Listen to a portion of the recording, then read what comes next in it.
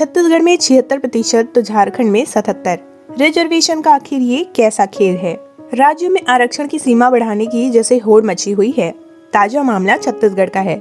मुख्यमंत्री भूपेश बघेल की कैबिनेट ने गुरुवार को 2 विधेयकों की मसौदे को मंजूरी दी, जिसमें सूबे में आरक्षण की सीमा 76% तक पहुंच जाएगी। 1 दिसंबर से विधानसभा का सत्र शुरू हो रहा है, जिस दौरान इन विधेयकों को पेश किया जाएगा। पिछले महीने ही छत्तीसगढ़ हाई कोर्ट ने 50% से ज्यादा आरक्षण को असंवैधानिक घोषित किया था। EWS आरक्षण के बाद पहले ही आरक्षण 50% के सीमा को पार कर चुकी है। EWS आरक्षण के पहले से ही तमिलनाडु जैसे कुछ राज्यों में 50% से ज्यादा का रिजर्वेशन था। अब तो राज्यों में जैसे होड़ सी मच चुकी है। इसी महीने झारखंड विधानसभा ने आरक्षण को 77% करने से जुड़ा बिल पास किया। पिछले महीने कर्नाटक ने आरक्षण बढ़ाया और उसके लिए संविधान की 9 अनुसूची वाला रास्ता अपनाया, ताकि न्यायिक समीक्षा न हो सके। हरियाणा ने प्राइवेट सेक्टर में स्थानीय लोगों के लिए 75% आरक्षण तय किया है। राजस्थान, महाराष्ट्र, बिहार, MP समेत कई राज्यों में आरक्षण बढ़ाने की मांग जोर पकड़ रही है।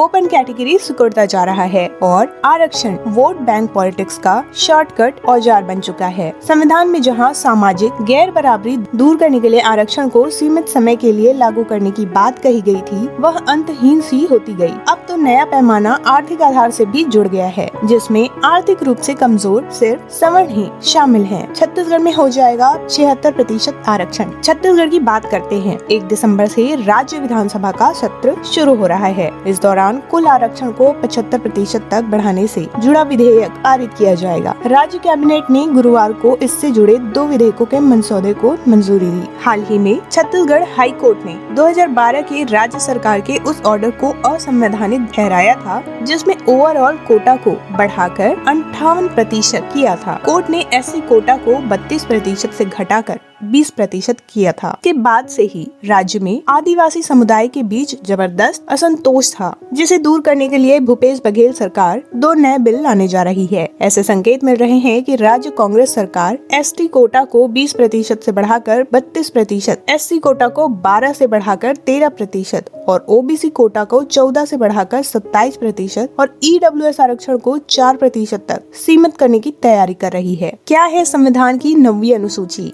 आखिर संविधान की 9वीं अनुसूची क्या है, जिसका सहारा छत्तीसगढ़ से लेकर झारखंड और कर्नाटक सरकार लेना चाहती है? 9वीं अनुसूची को संविधान में 1951 से पहले संविधान के जरिए जोड़ा गया था। संविधान के अनुच्छेद 31A और 31B के तहत इसमें शामिल कानूनों को न्यायिक समीक्षा से संरक्षण हासिल है। आसान भाषा में कहें तो संविधान की 9वीं अनुसूची में शामिल कानून न्यायिक समीक्षा के दायरे से बाहर होते हैं, यानी सुप्रीम कोर्ट या हाई कोर्ट उनकी समीक्षा नहीं कर सकते।